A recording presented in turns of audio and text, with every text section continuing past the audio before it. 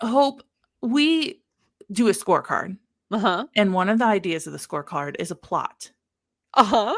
If you don't give this plot 5 fucking stars, I'm gonna kick you off this show. I'm gonna rebrand it. All right. Oh, and we're okay.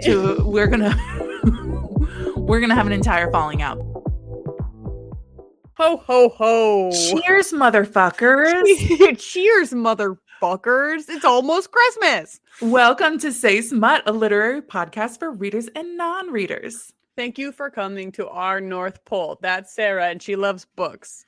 And that's Hope. She loves getting down on the North Pole. No, okay. Sorry. Nope, that's correct. No, keep going. That's true. That's canon. That is canon.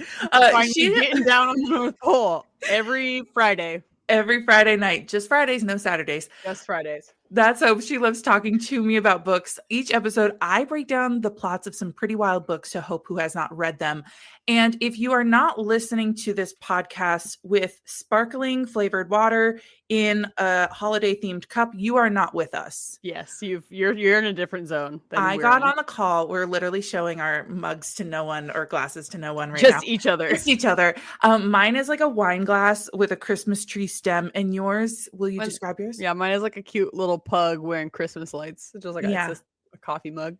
I got on the call and influenced her to also get a sparkling water in a fancy festive mug. So we are so in the mood for the holidays. We've got one more episode after this one that is our regular holiday theme, and then we will do our year-end wrap up for all of those updates. And maybe if you want to get a little present from us Santas, we've got a giveaway going on. We do. Yeah, on our social media. Yeah, we do. And so go follow us on Instagram at saysmutpodcast. We've got one of my favorite books from this year, which is Lights Out. It's a dark, comedic romance. Similar vibes to like Butcher and Blackbird, which we did this fall.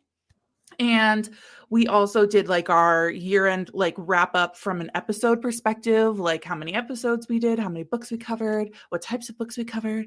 And then so we will do these final episodes for the year, and then we will go on hiatus during January because we need to bring in the new year with some relaxed vibes. Yes, we got to start refreshed and ready to go for 2025. Yeah.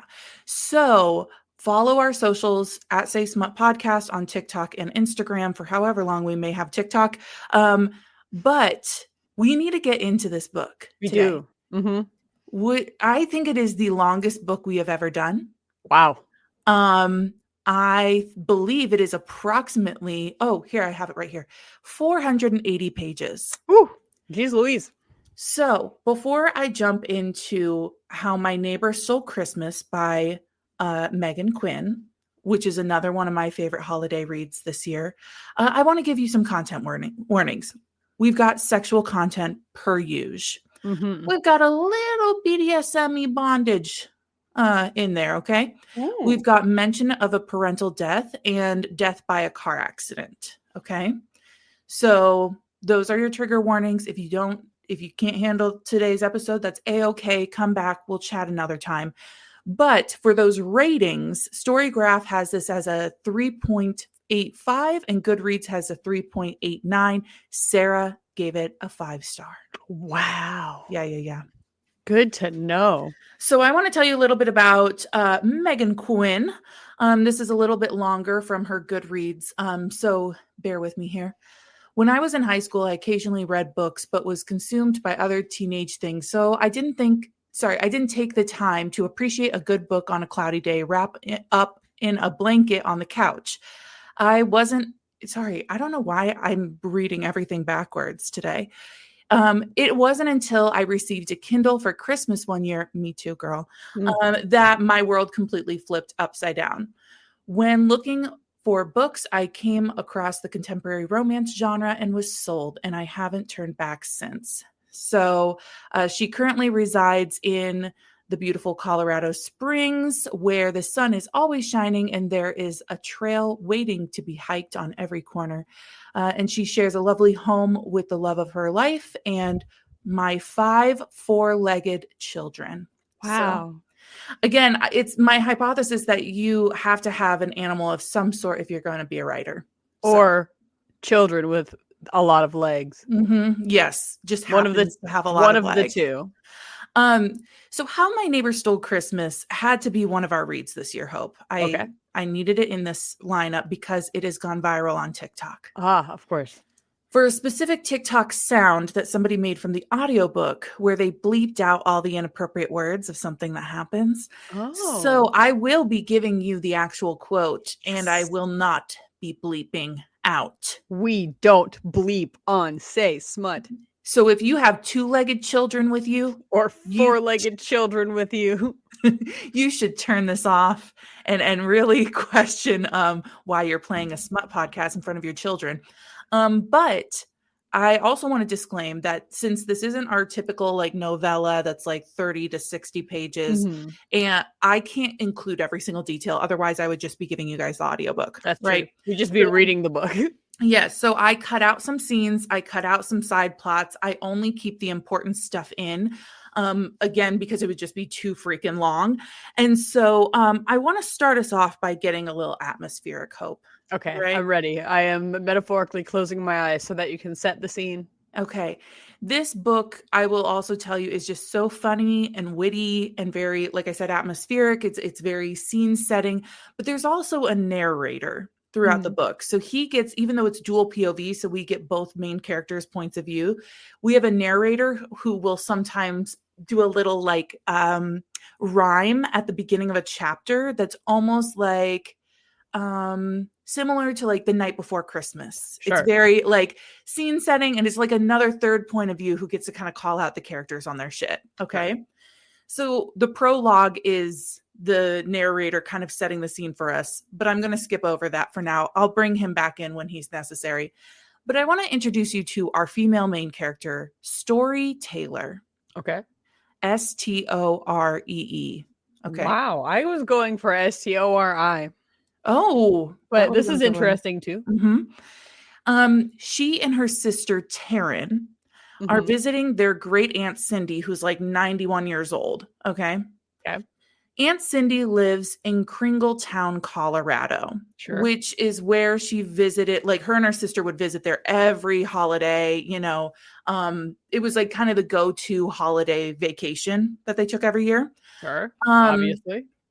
Do you know of any holiday themed towns around? I sure do. And not just because you asked me to find some, except yes, that is why. I should disclose, instead of having you do one big research, I asked you to just answer a couple of questions that I'm going to weave throughout the story because they were questions I had. So this is my first question to you. And the answer is yes. You bet your jingle butt that there are places celebrating Christmas, and selling Christmas, 365 days a year. There are all kinds of shops and museums and attractions that do 365 days of Christmas. But I wanted to focus on two towns specifically that go hard in the red and green paint all year long. Okay. First one of these is Santa Claus, Indiana, which is which is the self-titled America's Christmas hometown.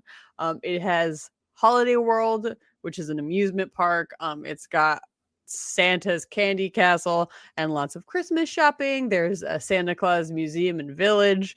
And in that Santa Claus Museum, there is the original, I'm using air quotes, Santa Claus post office, which is going to come into question in 0.1 seconds when I tell you about the second place that is also Christmas 365 days a year, which is North Pole, Alaska, not the actual North Pole. Got it. First of all, gotta clarify. But this little zone in Alaska was named by a developer in I think the 1940s, who was hoping that maybe toy companies would buy plots of land in a place called North Pole, Alaska, so that they could advertise that their toys were made from the North Pole.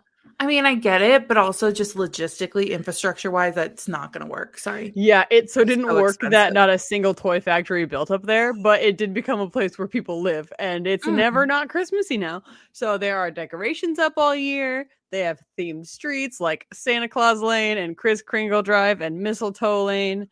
They have a Santa Claus house and a Hotel North Pole, and then they have a North Pole post office, and so they will just get the influx of letters that are like, to Santa, the North Pole. And then they have volunteers who help answer Santa's letters for him, since a lot of them come to that one place. That's so fun.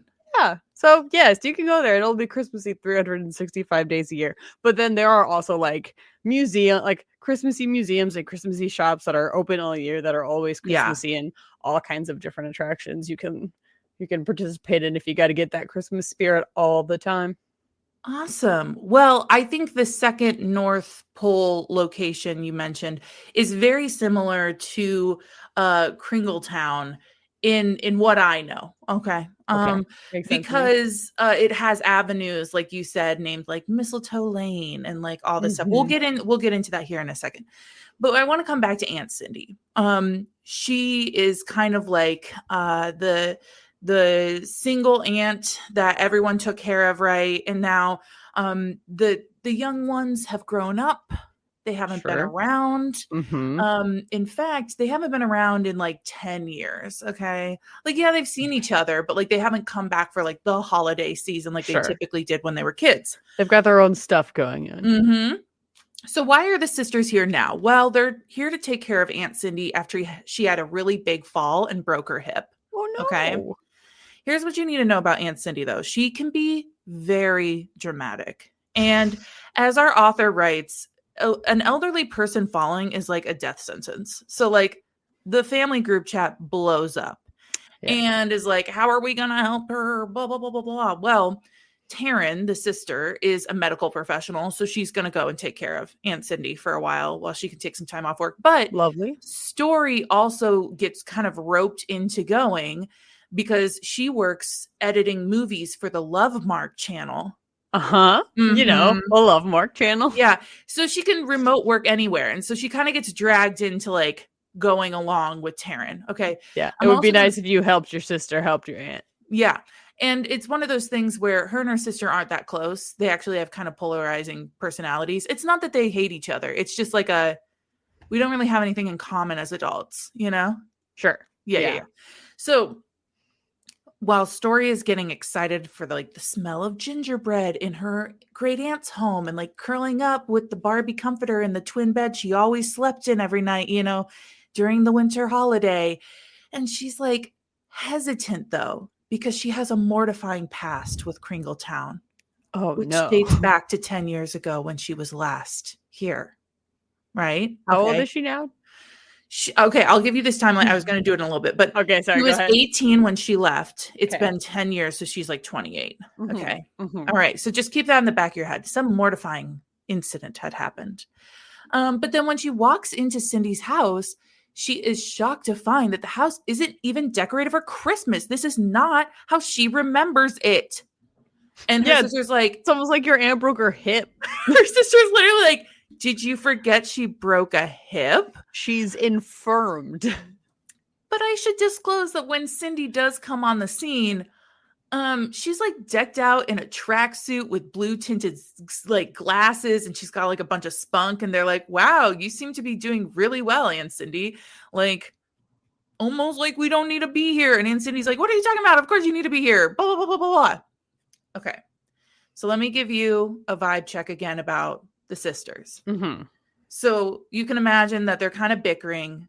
You know, Story's a little chaotic and just kind of rolls with life, while Taryn is very clinical and straightforward. So you can imagine that they're bickering over these responsibilities, and they also bicker over one other thing. What do you think that other thing is? When you're coming to visit a relative, what do you think you're going to bicker over? I suppose you may bicker over where you're going to stay. Yes, you are correct. She, like I said, they're kind of bickering over the rooms because now they are adults. And like Taryn has a boyfriend that she's like, I want to be able to have private time to call my boyfriend and like have my own space and like, you know, do what I need to do to keep my long distance relationship running. And so that pushes Story into the forbidden bedroom. Not the forbidden bedroom. That has all the creepy American Girl dolls in it that Story cannot stand. They are all there. Felicity, Molly, Josephina, Addie, Kirsten, and that quote, perfect bitch Samantha. Okay. That perfect bitch Samantha. Did you have a American Girl doll? I did not, but I really wanted to, and I believe we would get catalogs anyway, so I was always flipping through those catalogs. I just liked to look at the pictures. No, the catalogs were great. Mm-hmm. I had a kit, and then I became a Nice. journalist. So do we? Who could have maybe seen a that little coming? influence, maybe a little. But Cindy, these are Cindy's pride and joy. They are called the 6 queens, as Cindy likes to say.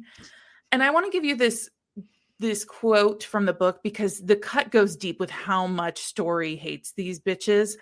And I think it'll just tell you a little bit about kind of how the writer Meghan Quinn writes this book. It's very witty and funny. So Samantha, oh, Samantha with the perfect hair, crimson bow, and batting eyelashes. The absolute worst, propped up next to her white fluffy bed and red trunk, looking through her clothes like a princess of the progressive era that she is. Sure, she's an orphan, but she lives with her rich grandmother upstate New York. Compare that to freaking Addie, who had to pick her own birthday date because she didn't know when it was. Samantha had it good. True. I mean, that's no, true. It's fucking true. She had it good. It's absolutely true.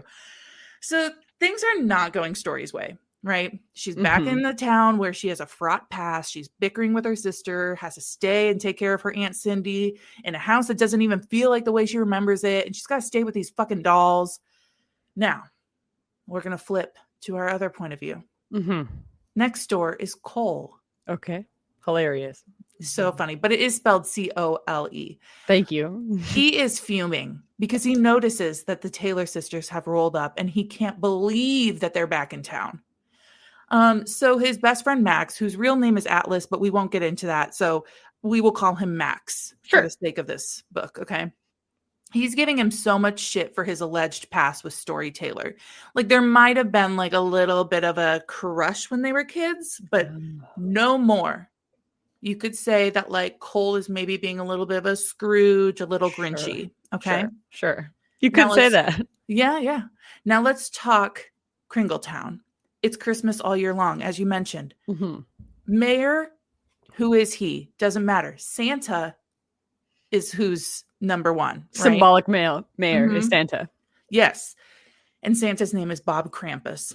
And there's lights on each peak. There is greenery on all surfaces. The town square is called Ornament Park, which is in the shape of an ornament. There's like old school Bavarian style buildings, like all of it, right? So where does Cole fit into this cheerful town? Well, he works at Evergreen Farm, which is owned by Max's family, where he takes care of the reindeer. Okay. Obviously. This will play in later, I promise. Okay. In addition to Cole's natural Scrooge-ish attitude, he believes that all the misfortunes that happen to the town are because of the Taylor sisters. Like where they go, they wreak havoc. You know what I mean? Yeah, that's a completely reasonable thing to believe. And when Max is like, I think you're being a little harsh, he starts rattling off like the hot chocolate shortage of 2012, when the signature tree flipped over in the town square. Like he's like listing off all of these things that like the girls have done in the past. Okay? Not the hot chocolate shortage. No. And by the way, we don't get elaboration on some of these, so they're just like mysterious events that have happened. Just know it was really bad. It was real bad. Okay, so you can imagine that when Cole is waiting in line at the local deli called Kringle Krampus, he is shocked. I'm gonna let you know that the names are. I don't even include all of the names of in this town, but there are so many great ones. He is shocked when none other than Story Taylor comes waltzing through the door and gets in line behind him. And he's like, you know, if I were to write this book, I would have given them a week of waiting before they finally ran into each other. But of course, the first day she's in town, I run into her, right?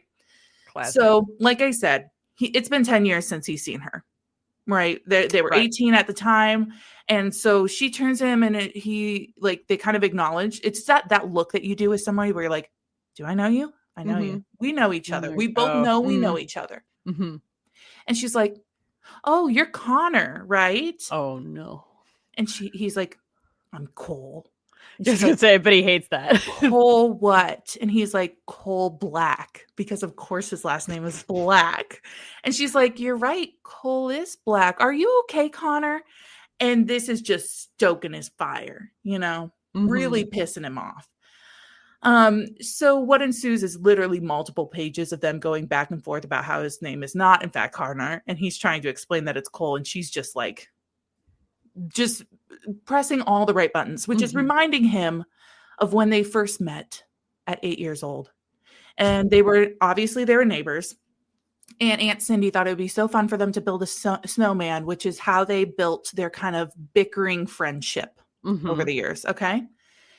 And he is like, let's just not even talk to each other. And she's like, fine. But I actually need to fill the silence because I get really anxious when it's quiet. So then she just keeps talking and which by the way, girl, so relatable. Yeah, I was going to say, could it be me? What do you mean? Me? When I just told you, we were just talking about how I had yap regret because I yapped a little too hard the other night. And I'm crazy. The next morning I woke up and was like, I overshared. I never do that. But anyway, this girl's just great at baiting him, right? And of course, I have to tell you right now, because if you haven't picked up already, these are going to be our two main love interests. And of course, they find each other both attractive. They're both hot, right? As adults. You have to begrudgingly talk about how much you hate them, but they're really hot the whole time. Yeah. So now that you have an idea of our main characters and the overall vibe of Kringletown and what we're walking into, let me get to the crux of the story. Okay. Ready. Hope, we do a scorecard. And one of the ideas of the scorecard is a plot.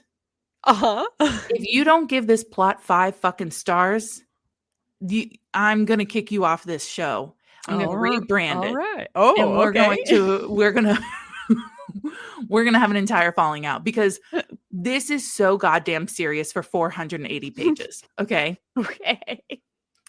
Jeez.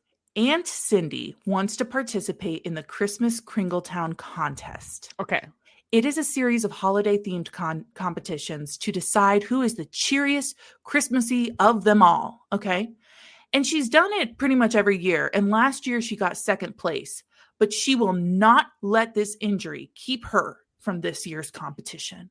Okay? Yeah, it's like in the Grinch when they have the Hoobly or whatever it's called. You're going to wait until you see the cover of this book. Awesome.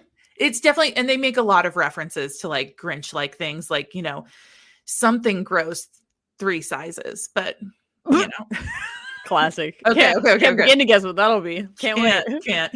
So this is why Cindy was like, this is why I really needed story here, because I need you to be my representative in the competition this year. Okay.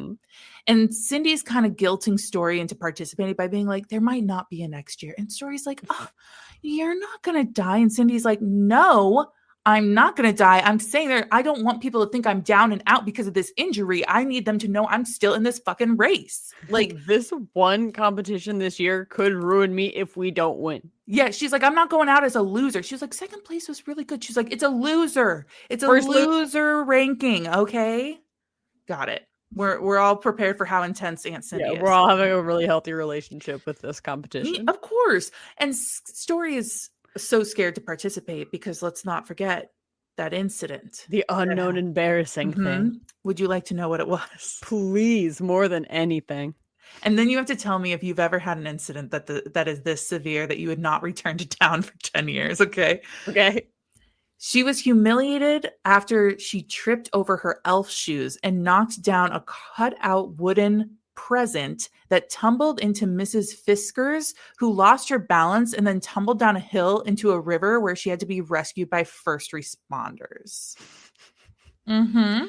I've never done anything so embarrassing that I've had to never return to town for a span of 10 years. I've done things that are very embarrassing. Oh, yes. We just talked I do that all the time. We just talked last episode about what we would take off the list for naughty things. I would take off so many things if it was embarrassing things. If we had a list of embarrassing things, oh my gosh. When am I not embarrassed? Hope, you're from a relatively small town. Yeah. How many are in your town about? How many are in my town? Your hometown, not the one you live in now. No, I'm going to check. Because I don't actually know. Because I'm from a town of 10,000 originally. And I felt like that was small. Because I really felt like we didn't all know each other. At least according to the immediate Google results I got, approximately 6,846 people in 2023. Okay. If you were to participate in a town pageantry or like competition or anything like that, how much weight is the political environment in this competition, do you think? I would have to, I mean, I know the weight of similar competitions in your town, which is a bigger population than mine. So I have to imagine that if there was something like similarly as significant to the town, that maybe that would matter. I don't really feel like my hometown is super political, but I think that's because I'm not involved. Okay, that's fair. That's fair. So there are going to be a lot of politics that play a role in the judging and the elements of this competition. Okay, Sure, because it's a small town and everybody knows each other. So immediately story is like, what if people judge me based on what happened 10 years ago? Well, like, right? They might. I am right now. So she's kind of got that floating in the back of her head. Like, maybe this isn't a good idea. Now, Cole finds out that Story has entered the competition and she's going to be participating on behalf of her aunt. And he decides he's going to enter the competition with Max to take her down so she can't get first place. And obviously everybody thinks that this is a joke. Specifically, Max thinks this is a joke because Cole is such a Grinch. But he's determined to change the tides to his side because he has a villain origin story. Would you like to hear it? Yeah, always. Yes. Well, his parents died in a car crash. If you didn't know from our trigger warnings. I wasn't really sure who the trigger warnings applied to. Don't worry. That's not even the villain origin story of why he's got this vendetta. Okay. Okay, continue. So his parents died in a car crash during the holiday season when he was 18 years old. And he was just sitting on the porch waiting for more news to come when Story came up and joined him. And before he could even tell her what happened, because he was just kind of so struck in grief and like didn't know what the fuck was going on, she just starts spouting off about the Mrs. Fiskars incident and how she hated this town. She started calling all the town like mean names and like how lame it was and annoying and yada yada yada. And then she just left. Okay. Wow. So not only is this boy gutted by this accident that he just lost his parents, he didn't even get to tell his friend before she just spouts off about all this like pretty juvenile shit. And then about a town that, by the way, he has now fallen in love with because they took care of him so much after his parents died. And then she just leaves for 10 years. Okay. Well, there you go. They cannot possibly be that good of friends. Yeah. Well, so then he's like, I'm not going to have her act like she's loving this fucking town when she said all those hateful things and then abandoned us for 10 years. Sure, because nothing can change over 10 years. No. Hope. She may work for the Love Mark, Hallmark Love Mark channel. Yeah. But she cannot, these emotions mean nothing. Okay. You always hold the same opinions, values, and beliefs at age 28 as you did when you were 18. As somebody who is 28. I can confirm that I do not. So let's get into some of the requirements for the competition. Okay. They have to be selected to participate. Not everyone can participate. So you kind of like put in your application and then you get selected. So Story is obviously selected, Cole selected. And so are like these twin adult sisters who live down the block and some guy who went through a tough divorce and some woman who won last year. Okay, you got it. Yeah, the cast of characters. Yeah, there's like 5 of them. I'm not going to get into them. It doesn't really matter. The leaderboard is placed outside of Santa's house to track the progress of how these participants are doing during all these competitions, but they also can get points based on the holiday cheer they spread. So like Cole is trying to say like Merry Christmas and Happy Holidays to all these people, but he's so awkward and uncomfortable. He's saying it in like these weird old English ways and like curtsying to people. Like he's so awkward and uncomfortable. But also you have a Story and Cole out in public, like acting like they're cheery and go lucky, but then like murmuring insults to each other. Right. Okay. Yeah. Essentially running a for your consideration campaign and then also just kind of shitting on each other. Precisely.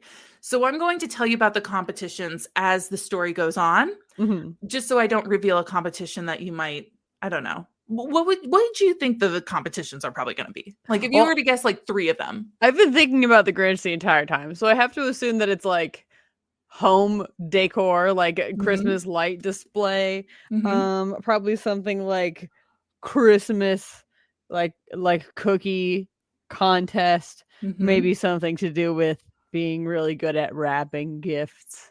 I guess are 3 guesses that I have. Those are excellent guesses. We will reveal which ones are correct. So while things are gearing up for the contest, Story is trying to figure out why Cole seems to truly be harboring this judgment, like this grudge against her, like hates her, whatever. Because let's not forget that she does not know that his family died in a car accident. Yeah. Okay. Until her Aunt Cindy just randomly drops it in a conversation as they're prepping for their first competition. I don't know. This was just like kind of like a bomb that which by the way, Aunt Cindy's going to be a bomb dropper for the rest of the book. Amazing. Aunt Cindy would be a bomb dropper. Yes. Let's not forget this is the woman who wears nice tracksuits, tinted blue glasses, and is 91 rolling up future with a broken hip. Yes. This is a terrible thing to happen. But like the car crash. Sorry, I should have emphasized. Not the glasses. I should emphasize. Absolutely devastating to her face. The glasses were so not her style. Yuck. So while it's so sad that his parents died, it also, in the political scheme, makes a lot of people sympathetic to his cause. That's true. Okay? So Story, Taryn, and Cindy have decided that if Cindy appears to maybe be in worse condition than she actually is, maybe people will be sympathetic to their cause. Yeah, if you could be a little more closer to death, that could really help us out. So for the first competition, like Cindy is being wheeled in on her wheelchair. She's like hamming it up. She's like slumped and she's like sticks her tongue out a little bit. Like oh no. She's like, I will win an Oscar. Okay. So the first contest is Eggnog Wars. Okay. They don't have to make the eggnog. They just have to like prepare the eggnog in a certain style. Okay. So Aunt Cindy came in second last year in this category with her gingerbread eggnog recipe. So they decide we're just going to do it another go, which by the way, if you keep track throughout this book, they will repeat Cindy's actions from last year. And it's really kind of annoying because I'm like, come up with a new idea. She clearly didn't win. So this is a second place performance. And I think you know this. So as they're practicing their recipe for the big competition, Story has to go to the store and get some last minute spices. I just am going to tell you this right now because I know you're going to love it. The store is called the Mercantile. Lol. Yeah, it's pretty good. Get out of here. Yeah. Get out of here. Spice named hilarious Christmas store. Yeah. So obviously, like I said, politics plays a role. So you're probably going to consider what the judges want, right? Like what are they looking for? What is their style? And these competitions mean a lot. So Cole is trying to decide if he needs to go the creative route or the traditional route with these choices. So when he sees Story's basket at the Mercantile, he decides she's going to go creative. So he needs to be more creative. Good luck. What would you make for an eggnog if it was your choice? Like what flavor or style? This is so tough because I famously don't like eggnog, and every year I have a little bit of eggnog just to see if my mind has changed, and every year it hasn't. I can tell you what I would not make, which is a recipe that my Uncle Ian once made for Christmas. He was making, I don't know what all was in it. He was going to make an eggnog. I know it had obviously like a lot of rum in it, and egg and some spices and stuff. And we called it Uncle Ian's Frothy Rumnog. And it was not great. It was, in fact, it was so difficult that I started putting eggnog into it, hoping that would make it better, which again is crazy because I've just said, don't like it. So the antithesis of Uncle Ian's Frothy Rumnog would be like an ideal result for me. Okay. Excellent. Well, Cole, we obviously know the gingerbread one is what the girls are going with. Cole is going for a dark chocolate hazelnut eggnog, which I'm with you. I'm not an eggnog person, but I feel like I'd enjoy this. Yeah, it sounds nothing like eggnog so far, so I think I would be into it. So he garnishes it with like a little bit of pine fresh from the evergreen farm, local dark chocolates, and 2 handmade mugs from the local stores because he really wanted to incorporate the town. However, Story is the one who gets first place and Cole gets second. And immediately, obviously, Cole is fuming again. And Aunt Cindy is so excited. I mean, she's jumping up. She's doing pelvic thrusts. She shouldn't be. Cheering with the crowd. She's I wish like, he'd stop. She's blowing like, on cover. Oh. Okay. Her tongue is back in her mouth and she's ready to party. So this is the first moment that Story's like, maybe we can do this. Maybe we can win. And so Aunt Cindy like unveils her board, which is like an intricate cardboard display that she's adjusting every year to keep track of the competition. But like shit's getting serious. That's what you need to know, right? We're about to enter a montage of preparation for the competition. So next competition is an upcycle competition hosted by the local antique store owner. Okay. So you have to create kind of like I don't want to say like a live nativity because it's not a nativity, but like that concept of like a live display that will go on stage and then you're going to act out a scene or something, but it all has to be with upcycled materials. Okay. So last year, Aunt Cindy won first place by doing the scene of her in Meet Me in St. Louis where Judy Garland is singing Have Yourself a Merry Little Christmas. Yeah. Mm-hmm. And so, she doesn't actually sing the song, like she lip syncs it, right? Okay. Amazing. So they decide what better way to upcycle than to use last year's shit. It's all upcycled. It's all upcycled. So they but of course Story is doing it instead of Cindy, and she even hams it up by bringing Aunt Cindy on stage with her and singing to her. Puts her hands on her shoulders as they look sadly out the window. She looks half dead. She like is gray in the face. For those of you who haven't seen Meet Me in St. Louis, the scene in which Judy Garland sings Have Yourself a Merry Little Christmas is sad. Yes. And so like there's not a dry eye in the house. Like they're like, we've got this in the fucking bag until Cole and Max roll up and they decide to take a much more unique angle. They decide to recreate the scene from The Grinch when he's trying on all the clothes, but sexy. Interesting. So I'm glad that you brought this up because the first thing I thought was, tell me they're going to do the scene in Mean Girls where they do Jingle Bell Rock. But I'm glad that we got a sexy spin on a scene from a movie. Girl, just put a pin in that. Okay. For a few more pages. Okay. So he's got lederhosen on, no shirt, bulky, broad muscles. He's painted all green. She's like perspirating. She's like, this man is so fucking hot. I'm so annoyed. Anyway, so you could say Story is appreciating the view. But the upcycled part of their presentation is that all the clothes he's going through are secondhand clothes. Great. He conveniently has all of those outfits secondhand. Well, of course they go out and get these from the secondhand store and stuff. Okay. Yeah. So they're about to essentially put on a striptease in front of the whole town. And Cole says, quote, I don't want to make a 70-year-old woman wet. Show some respect. To which Max replies, 70-year-olds deserve to be wet too. Hell yeah. I think just emphasizes what we believe here on this podcast. Yeah, we've been saying that all along. 70-year-olds deserve to get wet. Yes. So the audience is like, at first Cole, is kind of hesitant to be like all in it. Whereas like Max, who's, by the way, being the dog Max, is like, no, you got to put your whole pussy back into this shit. Like, you know what I mean? Like you got to. And Cole is like thriving now off of the audience's attention of all these like older women who are like screaming about to throw dollar bills on the stage. And so he decides to like pelvic hip thrust, like making like some older woman faint in the audience.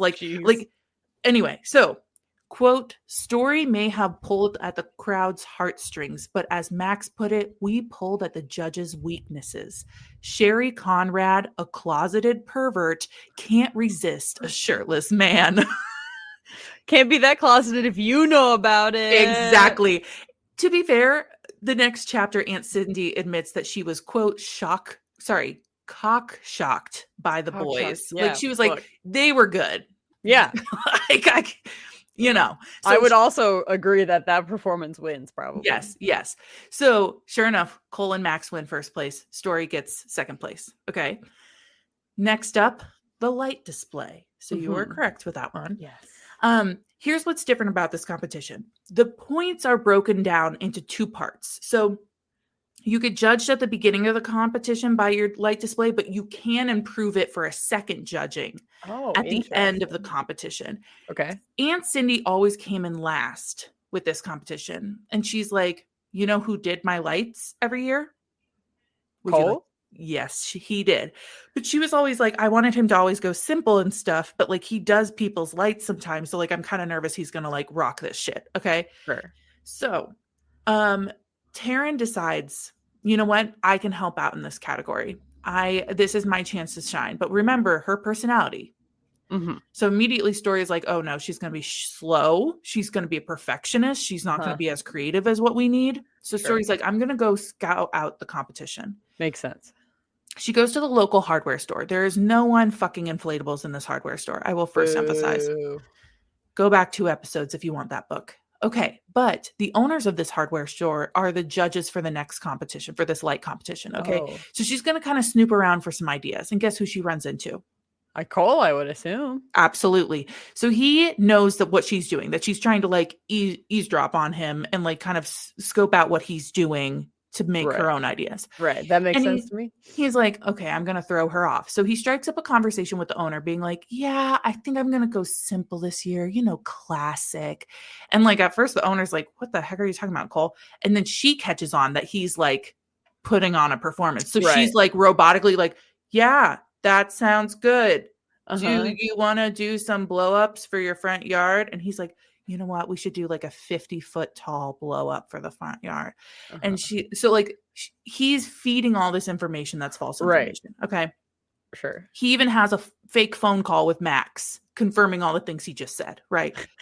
So Story falls for all this and goes home and tells Cindy and Taryn, but they quickly are like, you fucking idiot. It's against the rules to have blow ups in the front yard for this contest. Oh. So he was feeding you bullshit.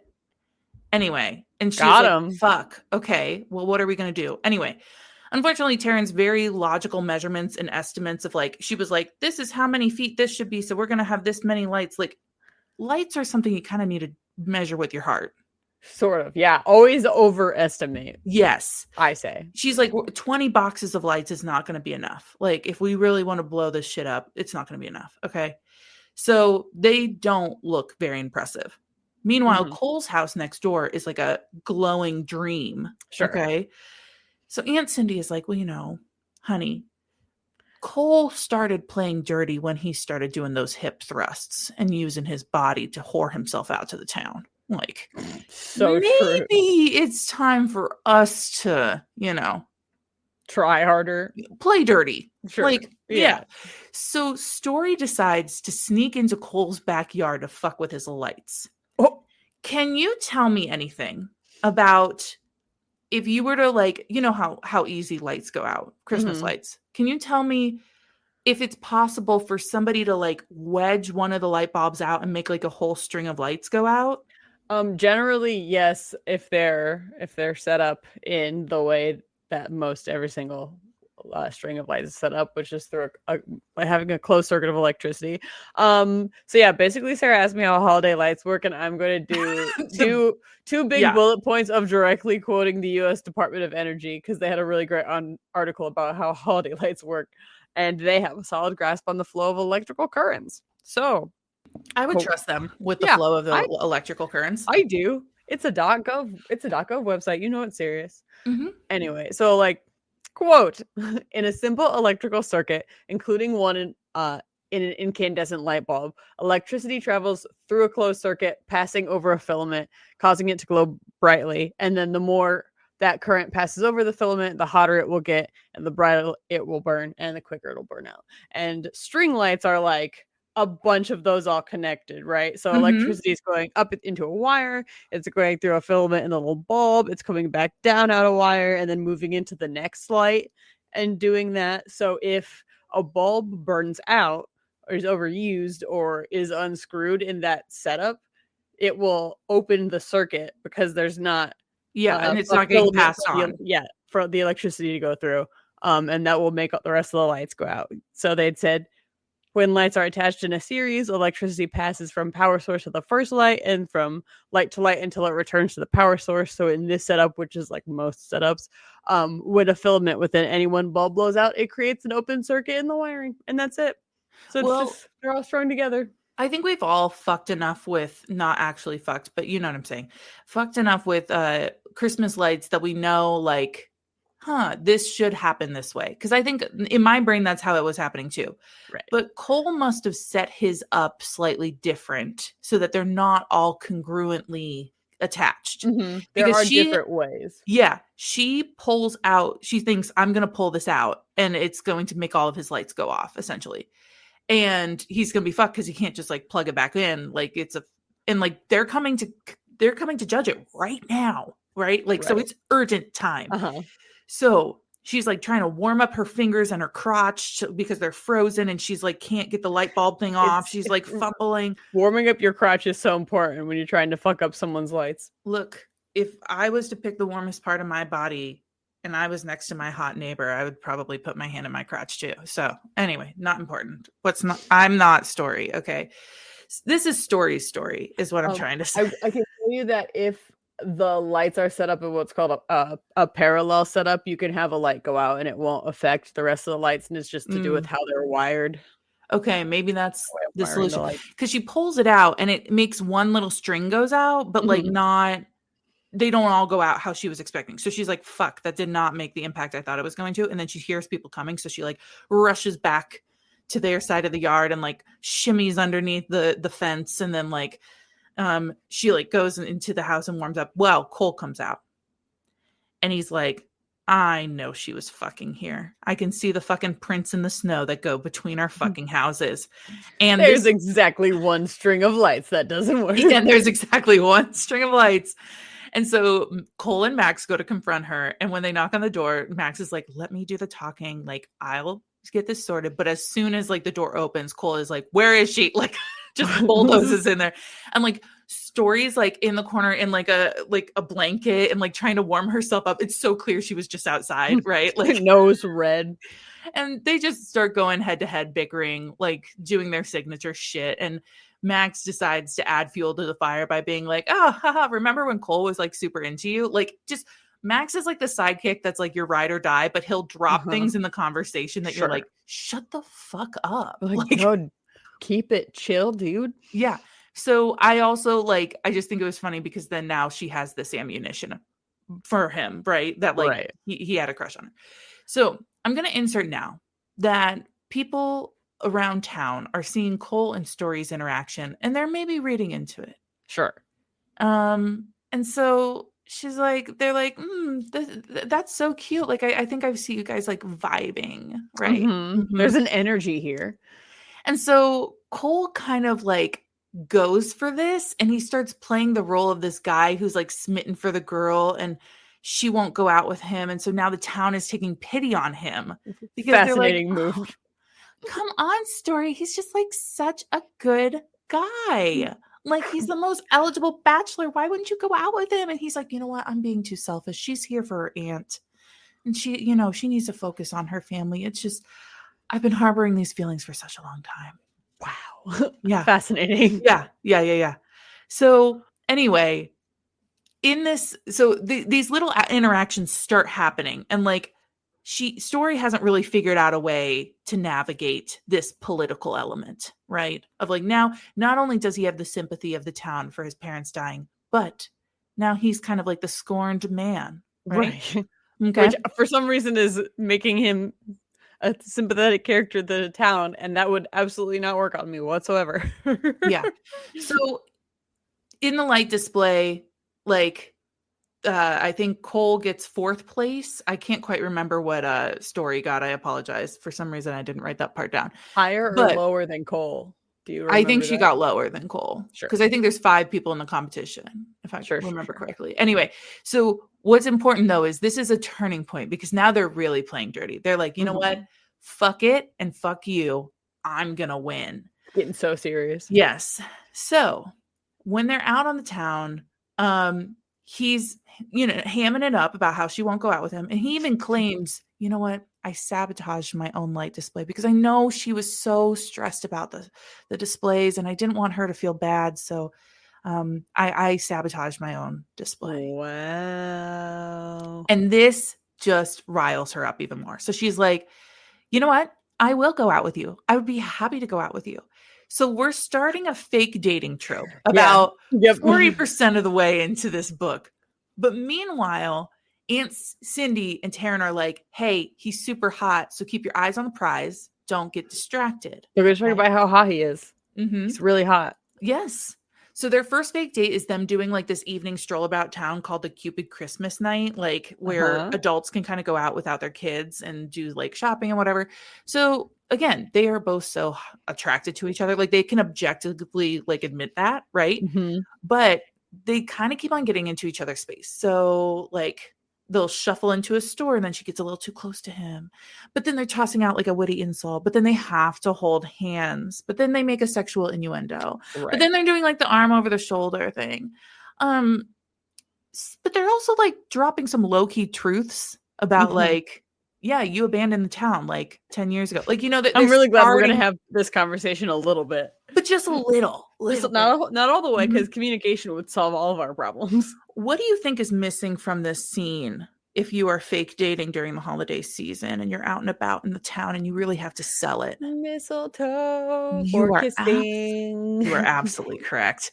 So that's right. These nosy Nellies about town are like, oop, we caught you at the right time in the right place. And they both look up and there's mistletoe hanging above them. So now they have to kiss. So just as he's leaning in, he tells her, tell me no. But she doesn't. Dun, dun, and dun. they mac out. They really mac out. But we're not going to talk about it, of course. Fine. No. It was just role playing. It was just for the sake of the fake dating. So let's get to the next competition, shall we? I'm ready. Okay. It's your favorite. It's my favorite? Yeah. What do you think it is? Is it cookies? Is it baking? It is a bake-off, but it's fruitcake. Fruitcake, as it's called in the Grinch movie. Fruitcake. Fa-la-la. Fa-la-la. So Cole is trying to get that kiss out of his head. And what's the best way to do it but beating Story in this competition? Making a mean fruitcake. Absolutely. But Aunt Cindy took first place last year with her fruitcake recipe. So of course they're going to do it again this season. Story, of course, tells the judges that she made it with just a dash of romance after being caught, taking some peeks at her man across the kitchen, which obviously endears her to the judges. I was horny when I made this. And Cole ends up taking third place with his pineapple fruitcake. Because he was not as horny when he made his. Yeah. So, and Story gets first. So if you need an overall ranking of where we're at, Story is currently on the leaderboard in first place and Cole is in second place, but only a few points divide them. But before we get to the next competition, they have to learn how to do the next competition, which is a candy cane making competition. The contestants have to drive over to the town over from them, like a few miles away, to take a candy cane making class to kind of learn how to do it before they do it for the big day. You know what I mean? So it made me think, how long and how hard is it to make candy canes? Because it feels like that's really complicated. Would you be able to tell me that? I would be able to tell you that, and I'm so excited because I just pulled up a few recipes for making candy canes and looked at the time estimates that they were giving and like the batch sizes, and I believe it was on the Food Network recipe that I looked at that opened with like step 1, go take a class for how to handle sugar in this way, because you have to get sugar so hot and you'll just burn the shit out of your hands. How long it takes is going to depend on the batch size and how good or not good you are with molten sugar. It helps that they will have had a class in this book, but according to the recipe estimates that I went through, the lowest estimate to make like 12 to 15 candy canes was 30 minutes, and I thought that was pretty low. I also saw a recipe that gave an estimated prep time of 75 minutes and then an additional 15 for cooking. And I think that's probably more realistic. Both of those were to make like somewhere between 12 and 18 candy canes. And a lot of the stuff that's taking time is melting down the sugar so you can get it to what is called the soft crack stage. You have to condense sugar down into a liquid that can then cool into a moldable consistency that you keep warm as you're shaping it and like dyeing it and flavoring it. So especially in the shaping of it, you have to do a lot of putting trays of sugar in and out of an oven to keep it warm enough to be able to move it. And if it starts to harden, you got to get it back warm again so you can keep molding it. It just is going to completely depend on your setup and stuff. But according to the recipes I looked at, if you're super good, it might only take you 30 minutes to heat up all of that sugar and stuff and to make a candy cane. I don't believe that. But I don't believe that. So let's go with the it's 90 minutes. At least I would think not. Yeah, low end, I would say an hour. Yeah, that's being kind. If you're really, really good at it, though, maybe only a half hour. Okay. Well, thank you very much, because I was thinking about it and I was like, I don't think I've met a single person who's homemade like candy canes. Like, this sounds like a feat. Like, everything else has been like reasonable for so far. Even like the eggnog thing, I was like, well, they're not making the eggnog. They're just like styling the eggnog. You've got to have candy thermometers, and you've got to watch the texture and temperature of the sugar that you're melting down with all the stuff in it, and then you got to pour it out, and then you got to wait for it to hit a certain consistency. And if you're gonna make it peppermint, you have to add the peppermint and like dye different parts of it, like take some aside and make it be white, and like all of this stuff plus the rolling of the strands of candy together. I would just anticipate it takes a while. So they have to, like I said, have to go to this town over to do the candy cane lessons. It's a whole thing it's a whole side plot that I'm not gonna even like get into why they have to go there. That's the most reasonable thing that has ever occurred in a book that we've covered. Is that they're going to have a candy cane making competition, but they are going to make you take a class to learn how first. Yeah. But the whole thing is like they have to go to the town over because the guy who does it in town doesn't want the competition to take his recipes. And so they go to his other competition. Like, it's in the other town over who used to be his apprentice, or like, it's so fucking wild. Anyway, not important. I should let you know right now that Story is a Southern California girl. Okay. And we are in the mountains of Colorado. Right. Not SoCal. No. It is completely blizzarding out. And so how is she going to drive out of town? Well, with a lot of gumption. So she is like shaking and crying at the wheel, trying to drive through the storm. Something's going on with her back wheel. She's like, I can't figure this out. I need to pull over. She's like on a mountain cliff. Like, she's like, I hate life, which, by the way, as somebody who's driven through Colorado numerous times, it is fucking freaky. Yeah, it's pretty terrifying. Yeah, it depends what part, but like, yeah. Happen to be afraid of heights, and I do happen to have like a bit of a fear of heights, so it can be really stressful on a narrow road. So she sees a sign for like a lookout spot coming up. So she pulls over there, but she finds that her rear wheel fell victim to a nasty pothole. So she's like, fuck, I'm stuck out here. These roads are really nasty. Like, I don't even know how to drive in it. And so she just is deserted in the mountains, and she's contemplating life, and she's sobbing in her passenger seat. She's like, who knows how long I'm going to be stuck out here. And just like 2 minutes later, there's a knock at her window. Apparently 2 minutes. How long? Yeah. So it's Cole, if you didn't know, who's heading to the same candy cane lesson. And instead of like teasing her or like taking the opportunity to just shit on her, he's like dead serious and is like, get your bag, get in my truck, we're going. I mean, that's good because she could die. And it's also good because, just as a note, before you even really got into this scene, I wrote meet cute on drive to candy cane class, just as a prediction that I made up. Yeah. Oh, but that was so good. You know what? You can predict a lot. You know, we've been doing this for 1.5 years now, and I wrote the book. You're doing really well at guessing this shit.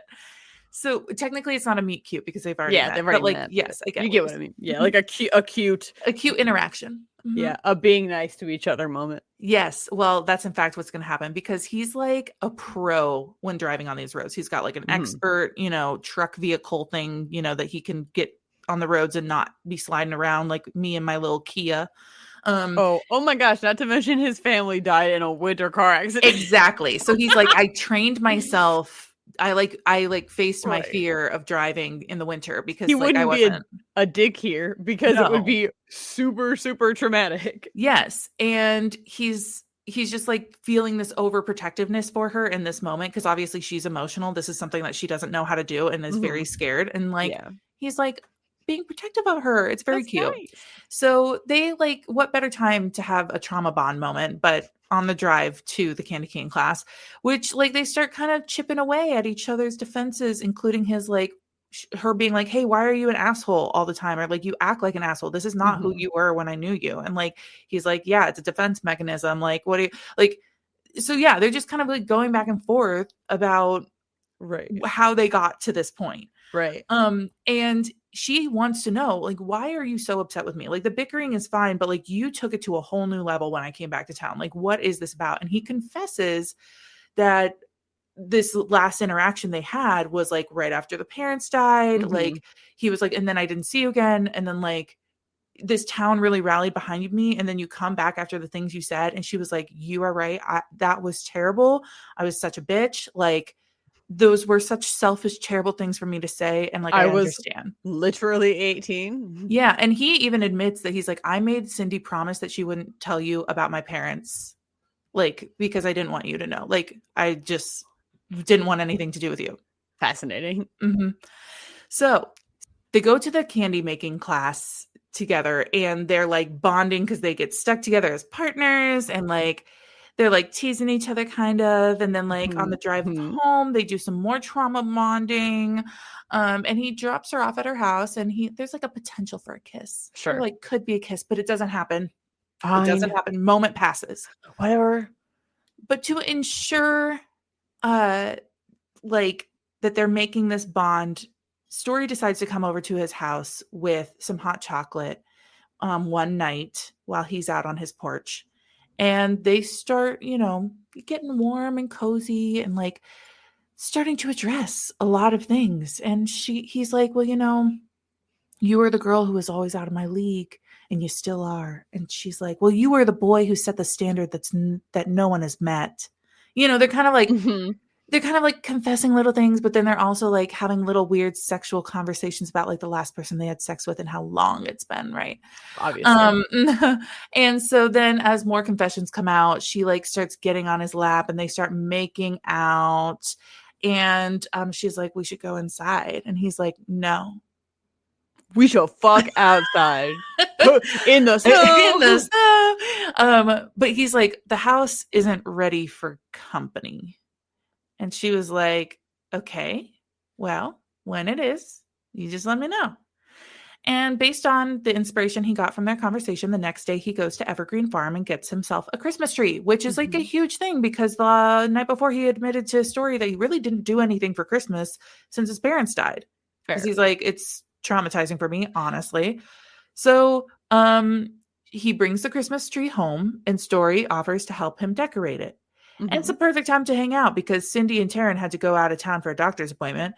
And so he's like, you don't have to worry about like them because they, you know, they're anti-Cole. Well, I don't want to say anti-Cole. Cindy's like not anti-Cole, but like Taryn is like, he is competition. Yeah, I was going to say, we're all like, don't fraternize with the enemy. Exactly. So the reason he was so weird about her coming in the house is because it's like preserved. Like he's still sleeping in his childhood bedroom with all the stuff in it. There's like sheets on furniture. Like nothing has moved in 10 years. Okay.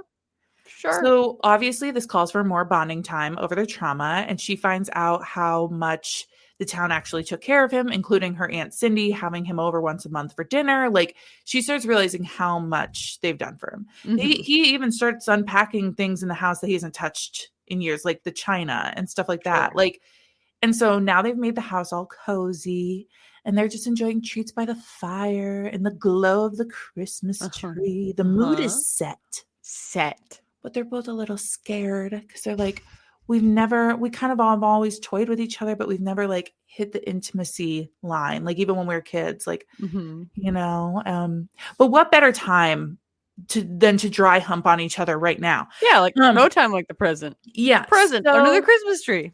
The first sexual encounter we get in this book is pretty far into the book, which I don't appreciate because I obviously am a horn dog and want it earlier. But obviously, but it's fairly vanilla. It's very exploratory. It's kind of like they're young again. They're getting to discover each other. He actually never goes inside her. She just like nakedly grinds on him until she completes, and then he completes in her mouth. So he's like, will you please spend the night with me? Which is like, again, a big step. He hasn't like had anyone over, really. Yeah, that's huge. So they go up to his teenage bedroom. In my head and my heart, it's shaped like a car. No, it's absolutely a race car bed. Don't worry. After another trauma bond session, they pick up where they left off and they give each other oral, and then she rides him. Of course, he's absolutely massive. And he's a big talker. He's a big talker through the experience. So he's like telling her to take it. He's telling her to like, just breathe through it. Like, I'm like, I always find the whole like breathing through how big a penis is in these books like so weird, because it makes me think of like birth, like childbirth, like you're being really coached through something that's kind of weird. Yes. So anyway, but I will let you know that at the beginning of the next chapter, the narrator tells us that they did it in the bed, against the wall, and in the living room chair throughout the night. So great. Lots and lots of sex from here on out. And I'll emphasize now that these are not friends with bennies, okay? No. They actually like each other. They have confessed a lot of like uncomfortable feelings. And so it's now weird because the town thinks that they are already dating. Mm-hmm. Her family thinks they're fake dating and hate each other, but they actually like each other now. Right. So now it's like this weird reverse fake dating. Yeah. Now, unlike all the other times people have started to fake date each other, it's become real. Yes. Yeah, precisely. Shocking. Yeah. So what ensues is them like sneaking around, but also preparing for the next competition, which leads to some sexting, which leads to our main girl story having to masturbate in front of the 6 queens in her bedroom. Oh, and that's too bad. She's like, yeah, I'm not proud of it. Anyway, it is now the candy cane showdown. Okay. You could say that the lovebirds are definitely distracted by each other. They've got to put on a show for the town, but then Taryn accuses Story of having real feelings, which she kind of brushes off. And like Max is convinced that their team needs to do something new and innovative with pineapple flavored candy canes. But Cole's like, no, the pineapple was a mistake before. It'll be a mistake again. We're going traditional. Keep it traditional. So when they're in the throes of the heated kitchen and they're trying to, temperature gauge those sugars and do all the things, both Cole and Story decide to go with like kind of a traditional candy cane style, except for Cole does like multiple colors. So like that's kind of what his little flair is. Wow. But the problem is when it comes to the actual pulling of the candy cane, sugar shit. Yep. Story is not strong enough to do the initial pulls. Sure. So Cole stops in the middle of the competition and runs over and rescues her and helps her stretch out the candy, which the town finds very cute. But I was going to say. It's just it shows that he really does care about her. Yeah. So Story ends up getting 3rd place. 2nd place goes to Cole with his 3 colors. Meanwhile, the guy who wins 1st place gets it because of his creative twist using pineapple flavoring. Son of a bitch. So Max is like, fuck. Hopes say smut moment. That asshole sniped 1st place with pineapple flavor. So after like some busybodies were like, oh, when are you guys going on your next date? And like Cole's like, this is a wonderful time to like force her into a date that she has to actually go on with me and we don't have to sneak around. So they decide to go to Evergreen Farms where Cole is going to introduce her to the reindeer. Hey, that's a cute date. Someone introduced me to the reindeer. So cute. Who has them? Yeah. So he, you're also married. You should just make your husband. Just got really excited about reindeer. Lost my head. Somebody take me on a date. I'm married, but I'd love to see a reindeer. If a man in a white van pulls up and says, I've got reindeer, come help me look for them. You're gonna say yes, right? Is he especially beautiful? Because maybe. Yeah, apparently. What if he was in the Grinch outfit that I described from earlier on? Maybe. Is he gonna pelvic thrust? Hard to say. So he does introduce her to the animals, but he's also going to introduce her to his penis, because he hasn't already done that. Wait, but hasn't he? Sorry, he's done that before, right? That was just me trying to be clever. Okay, I was like, anyway. But never mind. He gets her up against a pole and is like, "Can I tie you up?" And she's like, "Absolutely, thank you." And so he uses these leather reins around her wrists, and once she's all tied up, he like begins to do like a little stripping until he pulls out one of the first place winners' candy canes from his pocket. Do you know where we're going with this? Weird oral with candy. Oh, we sure are. So he makes her suck on it before putting it back in his mouth, only to make it a precursor to ask if she wants to suck on his dick like that. And she's like, "Yeah, but only if you rub some of the candy cane on your dick," which he does. Sure. That's not too crazy. No. Okay. It's interesting. It's not too crazy. Oh, we're not done. We are so not done. Okay. So he gets her out of her pants and shoes, which was very nice. But again, I want to remind you, she is tied up to a pole. But before he goes inside, sorry, let me explain this differently. Actually, he's gonna go down on her. Okay. Now it's his turn to reciprocate. Yeah. But he rubs the candy cane between her folds. Oh no. And that's where the yeast infection comes in. Oh no, the infection. But then he sucks on it. And is like, "That's delicious." And then he continues to rub it against her clitoris. I'm just not sure how vaginally safe it is. It's not. Probably not. So when they finally go to Pound Town, she's convinced she can like feel him in her kidneys. She's like, "This man's huge, of course, right?" And he finishes inside her. Don't worry, they already had a conversation about birth control and being tested. Right. And this is the sound from the audiobook. Okay, I'm ready, but not beeped out. Again, if you have a child with you, please stop that. I literally just said clitoris. So please stop that. Okay, I'm ready. Quote, "And then to my surprise, he squats in front of me and with the candy cane, how on earth did he hold on to that the whole time? He scoops up his cum from near my pussy and brings the candy cane up to my mouth." Wow. Yeah. And then everyone was like, "But how does that work?" And so not Julia Quinn, wrong author. She was like, "I actually know a lot about this." She's like, "Actually, this is my pen name." No, Meghan Quinn made a video of her using the sound and uses the hook side, does a demonstration using the hook side of the candy cane. Okay. Amazing. So if anyone was curious. Hilarious. If you're not sold on this couple yet, well, they are sold on each other. They are like smitten. And it's just kind of hard because Story wants to keep it a secret for the sake of her sister and the competition. Cole is like, "Fuck it. Let's just tell her. Like, town thinks we're already dating. I'm like practically in love with you." But then she decides to ride him while telling him that they got to keep it a secret. And of course that distracts him from the conversation. He's like, "Okay, sure." Yeah. And Max is like now plants this seed that she might be screwing with Cole just to get in his head for the next competition. And Cole's like, no, she would never do that. "What do you mean? This is my girl." The next competition is Christmas caroling, which is going to happen on a stage, not like roaming around town, but like on a stage. So a performance. Yeah, it's a performance. So this is actually kind of emotional because Max gets a big printout of Cole's last family Christmas photo that he had with his parents, and they project it up onto the stage. And Max and Cole wear the matching sweaters that they had in that photo. Jeez. And then they sing Blue Christmas. Oh no. That's the saddest thing I've ever heard. Oh yeah.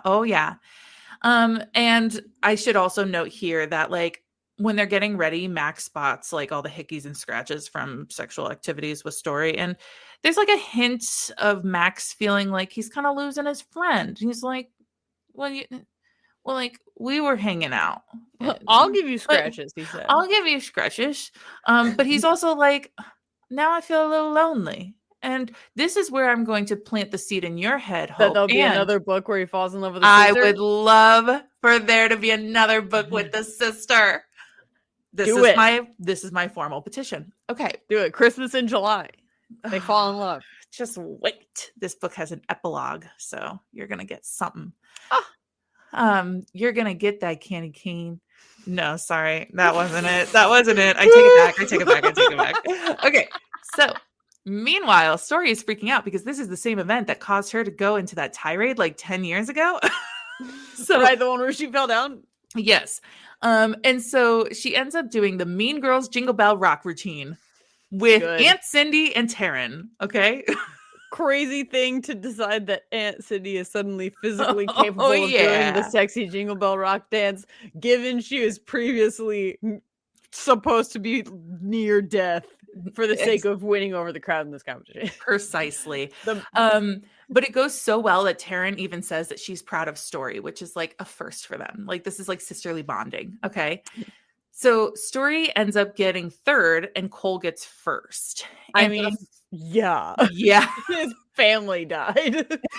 He's milking those points if he can ever. Saddest shit that's ever happened. And so for the first time, Story is like cheering for Cole. She's like genuinely happy he won. Mm-hmm. And later that night, she sneaks over to their house and like they kind of talk about their future after the competition. And like they don't really come up with a resolution, but he's kind of got rose-colored glasses about the whole situation, right? He's like, well, this is fine. Everything's fine.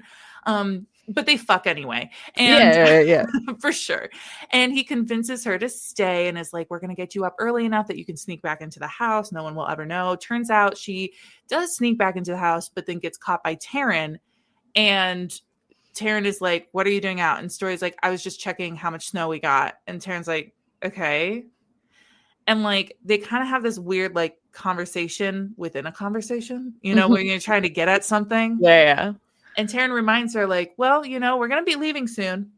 And she's like, because Aunt Cindy's doing much better. She could even do the Jingle Bell Rock last night. So she's like, the snow is dangerous to drive in. Yeah. Like, I think like, yeah. So it's just like this kind of awkward conversation. Okay. Sure. Yeah. And now we are at one of the final competitions because we'll have the light. Oh, the rejudging. Yes, I had forgotten about that. This is a gift wrapping contest. And Story, right before this contest, Story has kind of a family bonding time with Cindy and Taryn where, you know, they're talking about how proud of each other they are, how much they've enjoyed this time together, yada, yada. And meanwhile, across the hall or whatever, Max is giving Cole shit because he's wearing a thong under his jeans that Story dared him to wear to the competition. So it's just like, tonal change. Okay. Let him do what he wants. Let him cook. He's like, it's surprisingly comfortable. And Max is like, I'm just, you know, I've always been curious about a thong. And I'm just happy you found somebody who you'd be willing to wear a thong for. Yeah. That is the kind of conversation I want to have them have. So perfect. So they are in the throes of wrapping and taping and bows and all the shit. And when the adrenaline is over, Story ends up in third place and second goes to Cole. So again, let's not forget that we still have the displays, but Story, it gets kind of emotional because she's convinced that they will not be able to make up the points with their display. Okay. Which is funny because does it really matter to you at this point? Really? Yeah. Well, it does to Aunt Cindy. It does to Aunt Cindy. So that's true. Let's take a turn at 91% of this book to tell you that we're going to get Taryn's point of view for one chapter. Okay. Good. I've been wanting to hear from her. Yeah. She's like, she's super skeptical of Story and how she's been behaving lately. And she starts rethinking through all the competitions. She's re-looking over her notes from all of the contests they've done. And she finally comes to the conclusion that Story has fallen in love with Cole. Obviously. But Cole is using her emotions to throw off the competition. And something needs to be done. Yeah. Okay. Of course. All right. Let's get into the crux of the final act. Okay. I am braced for what I think personally will be unnecessary conflict. Go. You're absolutely right. Great. So Cole does like this annual sleepover at Max's house. Not important. I'm not going to get into it. But he comes home to find that his whole house is completely bare. There's not a thing on it. There's not a light. There's not a tinsel. There's not any greenery, nothing. Okay. Wow. And of course, he tracks those little snow prints back to Cindy's house, and his mind immediately goes to the worst place. Yeah, she literally Grinched my house. Story sabotaged me again. And that little seed that Max planted a while back about Story using him is now taking root, and he's determined he got screwed over. I knew this would happen. His heart's broken because he has fallen in love with her. Right. And he goes to confront her, of course, and she denies, and she starts tearing up. She's like, what are you talking about? Like, I didn't steal your light. And he's like, don't play dumb. Like, I don't even want to see you right now. And he like flees the scene. Okay. Now Story is brokenhearted from the accusation, and she confesses to, like, because Taryn and Cindy come rushing in and are like, what was that about? What are you so sad about? Yeah. And she was like, I was falling in love with him. And Taryn was like, oh no, honey, he was playing you. And Taryn just outright admits that she was the one to take the lights. Like, there was like no mystery or wonder for a second. But she was like, I took his lights because he's been using you this whole time. And Story's fuming. She's like, no, there was no part of our relationship. Like, you are the one that was on the outs. Like, you didn't understand that this was real, yada, yada. He's like, no. We were doing the pranking. We were playing you the whole time. Yeah. If you were to steal somebody's Christmas decorations and hide them somewhere, where would you hide them? I think practically, I don't feel like I'm going to want to do a lot of dragging them past my garage. And yeah, fair. I know that means you're going to immediately find them. It's where you would keep Christmas lights. But like, it's a lot of Christmas lights. And if you take them off and ball them all up, you're not going to want to like bring them into your house and bring them up into an attic or a basement. So like, yeah, I would probably just put them in like the shed or a garage. That's a great point, because Taryn just put them in the garbage bin. So okay. So wasteful, first of all. So Story like goes out and gets these decorations, and she starts going to the neighbors, asking like their friends to help replace the lights on Cole's house. And then finally we have the crux where Taryn and Cindy and Story have to have a big heart-to-heart conversation. Aunt Cindy drops the bomb that she never had a broken hip. What? I mean, we should have known that, by the way, that she was doing so many pelvic hip thrusts in celebration of, like, the first competition, but still. She concocted this plan with their mom so that Story and Taryn could spend time with her and, like, kind of get back to their roots, because, like, they've both been adrift a little bit lately. And so after some more trauma bonding, and the sisters admit that they love each other and they're sorry for past transgressions, etc., etc. I don't care about the story about the sisters. What I care about, bring the man back. Bring the candy cane fucking back. Okay. So now they've got to come up with a plan to reunite Story and Cole, right? Obviously. So Max goes and finds Cole where he's been hiding in the barn with the reindeer. Okay. That's where I would hide as well. So absolutely. And he's like, let me drive you up to the farmhouse. You can sleep in the house tonight. And Cole's like, that's kind of weird, because Max's farmhouse is not very far away. I guess we'll get in the truck and drive up there. But then Max drives and then keeps driving. Oops. And then keeps driving. And he's like, well, I gotta go pick something up in town. And he's like, keeps driving. I have to drive for however long it takes 3 women to reassemble all of your Christmas lights at your house. Well, let's not forget the whole town chipped in. Oh, because I didn't know the whole town was going to help. That's nice. Well, I did say that. You could listen. This poor town put in all the work and you didn't even know it. Give credit where credit's due. It just seems like it would be embarrassing to have to go to the town and be like, town, my sister was a dickhole and now we need your help. But everyone loves him, so they're willing to do it. That's true. So, they finally get back in town, and of course, they roll up to his house, which is completely lit. And the whole town has rallied for him. And in the middle of all those people is Story waiting for him. And Max admits to him, he misjudged her intentions and that it was actually all Taryn's fault. And now you got to go get your girl. So what does Cole do? He just jumps out. And he runs to her, and she's like, I edit these movies about grand gestures, yet I've never done one myself, and yada, yada. And then they do big confessions of love, and they decide the competition doesn't matter. And they kiss in the green Christmas lighting of his house. Yeah. That's so sweet. Would you like the epilogue? Yeah, who won? Yeah, bitches, tell me who fucking won. I'm competitive as fuck. Tell me who the winner is. I believe that this is set a year later. Okay. The narrator makes us aware that Story has a newborn baby, and we get this Wow. direct quote from the narrator. Do you really think you could get away with not getting that girl pregnant from the way you humped her through the story? Just be glad she didn't give birth to a pineapple-flavored candy cane. Okay. There were conversations about birth control and stuff, so like whatever. Whatever. It's a big energy to come at me with. Story. Also, Story finally meets Taryn's boyfriend, who she's kind of like, I thought he was a mystical creature for a while. And she was like, he's not who I thought she'd end up with, but I guess like it makes sense. Like he's chill and cool. And then like, Story ended up moving in with Cole and making their little house a home again with their new baby. Unpacking stuff. It turns out somebody else won last year, and he decided he's not going to participate. The guy who had the pineapple candy cane won. That son of a bitch. Yes, and he's decided he wants to go out on a high note, so he's like not going to participate again. So the whole family's kind of sitting around talking about like who's going to go up against Aunt Cindy this year. Mm-hmm. Who do you think it's at? Who do you think's going up against Aunt Cindy? I've only given you a limited number of characters. I was gonna say I only know a handful of people. It seems like the only people who are nearest Aunt Cindy are gonna be our main characters, who I think still live next door, right? Doesn't? Yeah. But it's actually Max who's going to participate against Aunt Cindy. So that motherfucker. That is the end of our story.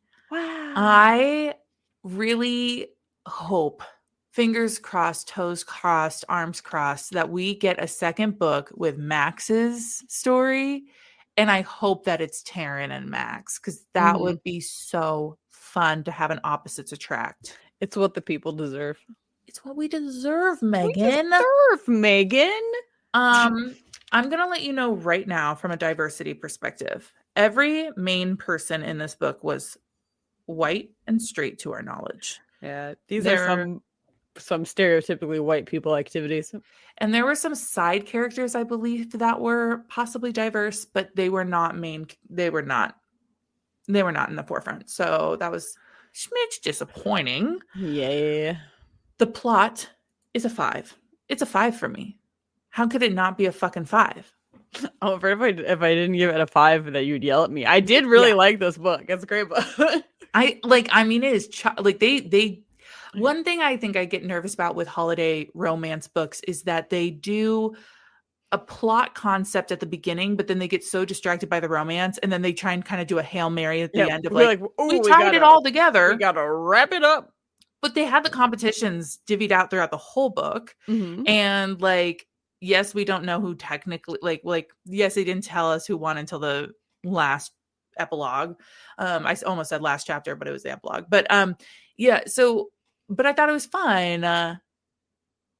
Did you not think it was fun? No, I did think it was fun. The amount of silence. I thought it was lovely. I didn't have I'm bowled over by the magnificence of the plot experience, but I really liked it. Okay. So what are you gonna give it?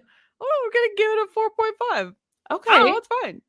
Oh, that's great. Well, you seem like more mediocre about it. Do you want to give it lower than a 4.5? No, I didn't think it was mediocre. I did really enjoy it. I just didn't have like a sparks flying Don Juan Velociraptor style reaction to the plot. And maybe I should have disclosed at the very beginning of this is it's hard when we do so many of our crazy smutty books and then we come back to a true traditional romance book that it's these aren't going to be crazy plots. Yeah, this is a real whiplash in tone. That's fair. A regular book. It's like a normal book. There's a reason why so many people have loved it this year. Okay, so I'm giving that a 5. You're giving a 4.5, and then the smut I'm giving a 4.5, just because even though it was very fun and we made it creative.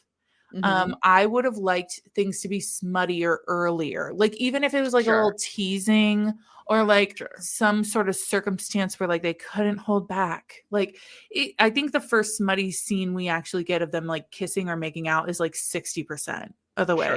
I'm okay, you guys, earlier is better for me. What about you? Yeah, that's good context because it really is very action packed. By action alone, I would give it a 4.5 to a 5, but it's good to know that when you're reading it, it's not quite as obviously we have to abridge the story, so it's not as fast paced. Yes. It seems. And I think one of the things for me too is that like this book just had so many other things that it did keep me entertained, like the wittiness and the humor and how this author writes was really fun.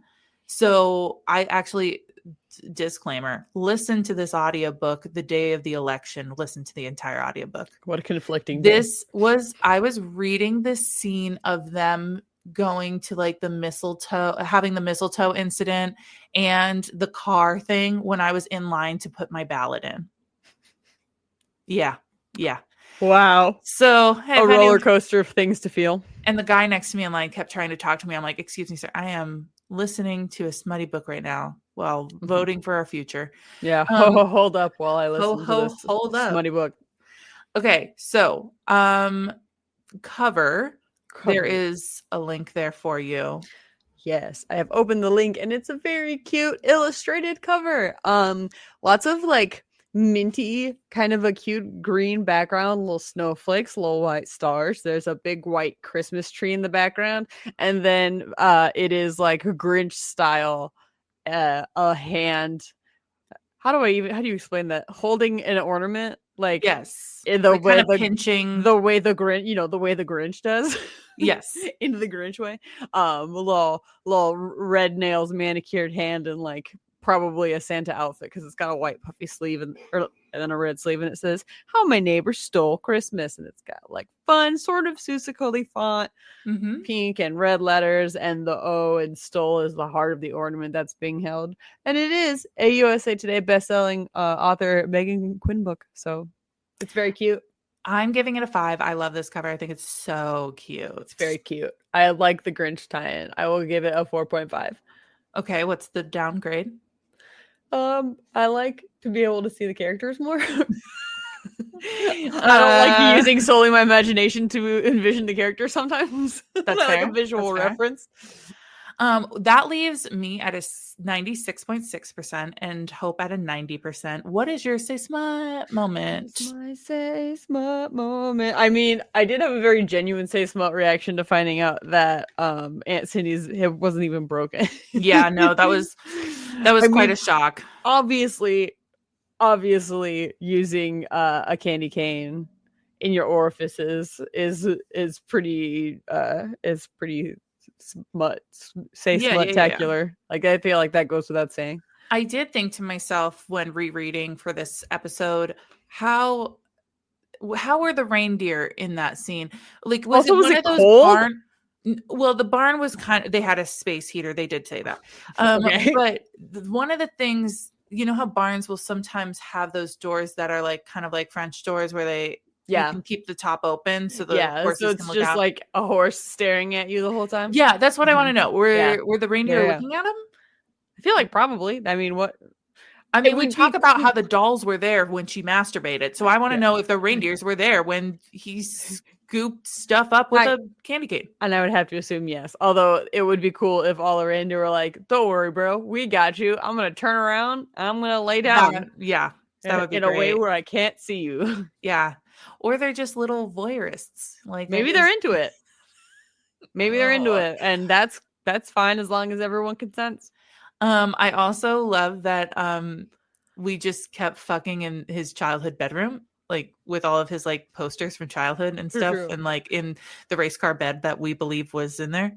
And I'm pretty pissed off that guy got first place in the candy cane competition for using pineapple. That's so true. By the way, which like the obvious cool twist would have been to have done like a spiced cranberry orange one.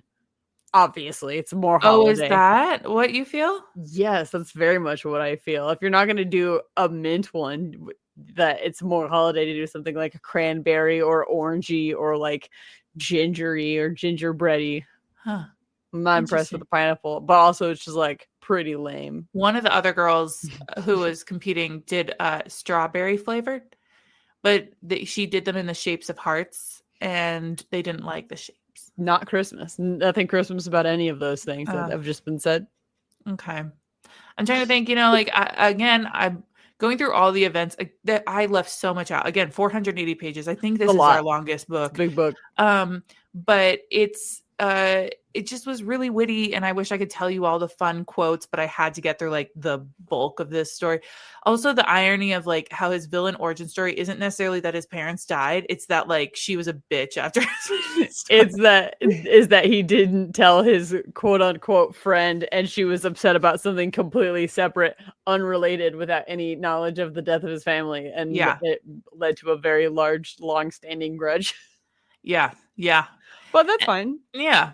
And yeah, of course, we can't talk about our feelings until we are almost crashed into the side of a mountain during a snowstorm. That's the only time you can talk about your feelings.